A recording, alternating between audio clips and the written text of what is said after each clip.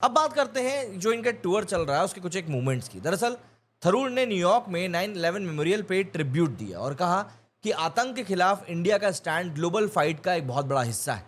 उन्होंने गयाना में पाकिस्तानी ऑफिशियल्स के टेरर लिंक्स को एक्सपोज किया, showing pics of attending terrorist funerals. Panama में उन्होंने सीधे सीधे कोलंबियन गवर्नमेंट को क्रिटिसाइज भी कर डाला जब उन्होंने पाकिस्तान की कैजुअलिटीज़ पे कंडोलेंस किया था।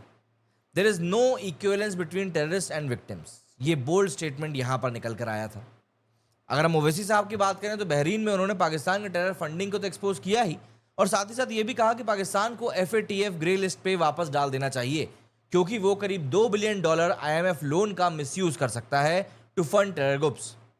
उन्होंने ये भी कहा कि टेररिस्ट ग्रुप्स जो हैं वो कुरान के वर्सेस का गलत इस्तेमाल करके, गलत तरीके से उसका यूज़ करके कहीं ना कहीं अपने इस पूरे जघन्य अपराध को जस्टिफाई करते हैं, और इस्लाम ये कभी भी सपोर्ट नहीं करता।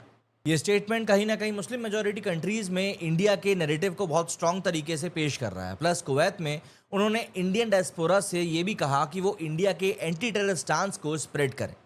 ये मूवमेंट वर्ल्ड में इंडिया का मैसेज और भी लाउड तरीके से और क्लियर तरीके से पेश करने के लिए काफ़ी है।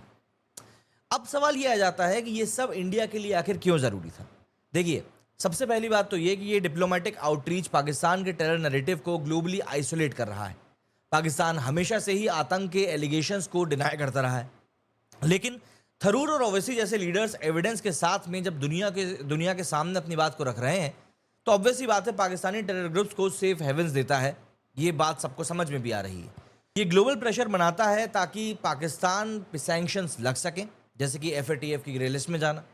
दूसरी बात, ये इंडिया की यूनिटी को भी दिखाता है कि इंडिया के लीडर्स कितने ज़्यादा यूनाइटेड हैं, चाहे रूलिंग के हों या अपोजिशन के हों, लेकिन आतंक के खिलाफ सब एक साथ हैं।